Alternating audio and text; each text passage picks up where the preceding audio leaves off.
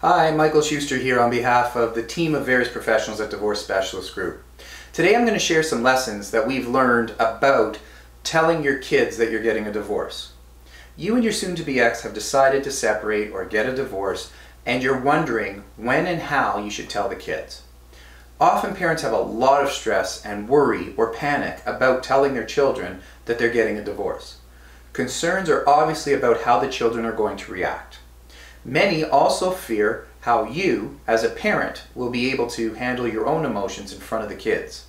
And because you don't want to appear emotional or not in control in front of the kids, or you're mustering up all of your strength just to keep it together during the talk, many parents try to keep the talk rather brief, and therefore they don't provide a child-appropriate explanation of what's about to happen.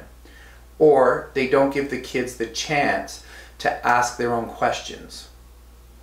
Dr. Joan Kelly says it's very important for parents to talk with their children about their separation before you physically separate, or very soon thereafter if it happened unexpectedly. Perhaps you're afraid of causing the children pain, or if there's a big difference in the kids' ages, the older child or children might blame or resent one or both of you as parents.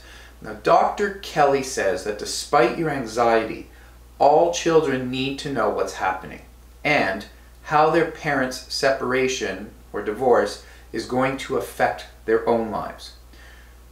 In one of our other videos, I mentioned that Dr. Bertoli has found that divorce actually doesn't do anything to children. It's how the parents, we as parents, handle and respond to everything that ultimately affects the children positively or negatively. Although they do deserve and need an explanation of what's going on, remember that they're not adults yet, so they don't need to know the grown-up version. Like the reasons that you might share with your best friends or a private therapist. Your answer should give them an explanation, but in a way that's appropriate for their own age and appropriate for them to hear and easier for them to understand and comprehend. According to Dr. Kelly, it'll make them feel less anxious.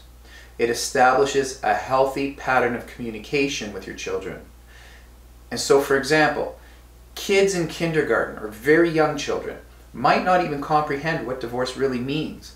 So they do need to understand that you and your soon-to-be ex will be living apart. And they need to understand and be made to feel comfortable regardless of where you and the other parent might live. Dr. Kelly suggests that there are some central things that children always want to know. So here are some ideas to help you as you plan for that discussion or the upcoming discussions. Number one, think about the tone of your conversation. Despite how you each might feel, can you both agree to contain your anger, your accusations, and your harsh words in front of your children? Your sadness and tears are okay, but not harsh words and anger. Number two, telling your children about separation should never be used as an opportunity to damage or destroy your children's relationship with the other parent. No matter how angry you are at your spouse, this can be tragic for the outcome of children. Number three, continual, ongoing reassurance of continued love for them, and you'll always take care of them during and after separation is very important to them. Personal details of why the divorce is happening are not important nor appropriate. Number four, if you can, work out an interim agreement about what your living arrangements will be before you talk with your children. Work it out with your soon-to-be ex before you talk to your children. Then when your children ask where they're going to live and when they'll see each of you, you'll have some of the beginning answers to their questions, although it may change later, but they just feel like they're heard and they're getting some answers. If one of you has rented another residence or you are currently looking to do that, tell them that you want them to see it with you. This helps them get a picture of an important part of their future lives. Number 5, the vast majority of children love each of their parents and want them both involved in their lives after separation and divorce, and opportunities to be with each of you. Number 6, don't rush. Allow your children time to react. Don't cut them off if they want to say something, or they ask questions, or just tell them they'll be fine. Accept their anger, their tears, their fears, and encourage them to ask questions, both now and remind them to keep asking questions in the future, because questions will keep coming up and they need to feel like they can always talk to both of you. If you don't get through everything that you planned for in your initial talk, or your children just don't want to talk anymore because it's overwhelming, plan another time to resume a talk in a few days or when they're ready. This conversation should be the first of many and will help your children maintain a trusting relationship with you. So, what do children and adolescents need to know? Number 1, that you have something very important to talk about. After a lot of careful consideration, you've both decided to separate and live in separate homes, and it'll happen in X days or weeks. If the separation is going to lead to divorce, don't hide or sugarcoat it either. Number 2, reassure them that the decision was not caused by them and not in any way their fault. It was an important and careful decision, and a difficult one that you both had to come to together, and it's in everyone's best interest, and it is in interest of everybody being priority in the family.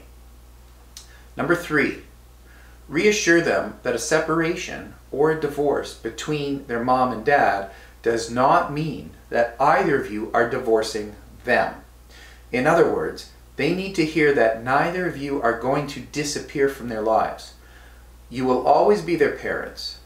Sometimes they fear that if you're disappearing, you're not going to be included in their life, or depending on their age, they might think that they're never going to see you again. Sometimes they just don't know what it means. They don't know what they don't know.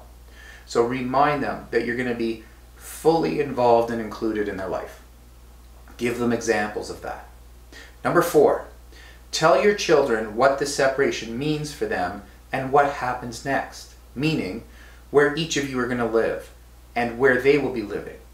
If they'll be sharing time between homes with one parent and the other more often, or with one parent more often than the other. Reassure them that they'll continue to see and be with both of you. Unless, of course, there are serious problems of drug abuse, mental illness, child abuse, violence, or extenuating circumstances where that's not possible. Number 5, smaller children wonder if it's okay for them to continue to love each other, to love each of you rather. You should emphasize that you really want for them and encourage that for them, and don't want them to feel that they have to pick sides or take sides. Number 6, if you and your spouse are having a lot of conflict, reassure them both that you will work hard to stop the conflict. And you don't want them to be in the middle of your grown-up issues. Number 7, your children will want to know if they can still go to the same school, see their friends, continue their favorite sports or extracurricular activities. Let them know. Number 8, reassure them that you'll both be there for them and want them to feel that they can ask more questions anytime. Like I said, new questions will come up, new experiences will come up, and you both as parents have to be approachable to them and hear them and answer their questions. Encourage them to give you feedback if things aren't working for them. Many older children and adolescents want to give their parents ideas or feedback about their future living arrangements, often referred to as a parenting plan. Number 9, many children will ask why the divorce is occurring. This is normal, and some brief answers might be appropriate. So here are some ideas. We weren't happy living together, or we find ourselves being very angry at each other sometimes, or fighting sometimes, and this just isn't a good way for adults and children to live together. Over the years, Mommy and Daddy have grown apart from each other, but we both still love you just as much. Number 10, the talk should be at home, not in public. It should be where they feel most comfortable. No possible distractions or interruptions or strangers or other people nearby. Number 11, it should be a private talk, just your own family unit. Having additional relatives or friends might cause them to be embarrassed and therefore uncomfortable. Even though you think it might soften the blow, it could backfire and make them more embarrassed. Number 12, and finally, studies show the best time to have the talk is on a Friday after school. Having the talk and then expecting them to go to school the next morning as if everything is normal is not a good idea. They need time to process their thoughts and feelings, perhaps cry or have a tantrum or both, or just go into quiet mode in their room or in their safe place. They won't have all of their questions up front, so many questions can arise over the next 24 to 72 hours. So it's best if you plan to be home where you are available for them and they can come to you as needed with questions as they pop up. If you have questions about this topic or anything else related to your divorce, remember, Divorce Specialist Group does have the best divorce coaches who can help you with this type of talk or anything else as it progresses through your divorce. We have the best lawyers, real estate specialists, financial planners, life insurance brokers, mental emotional support. So don't hesitate to contact us if you would like a free 30-minute consultation. We do offer that. You can email us with your questions. We do have the highest skilled and fully vetted professionals here at Divorce Specialist Group.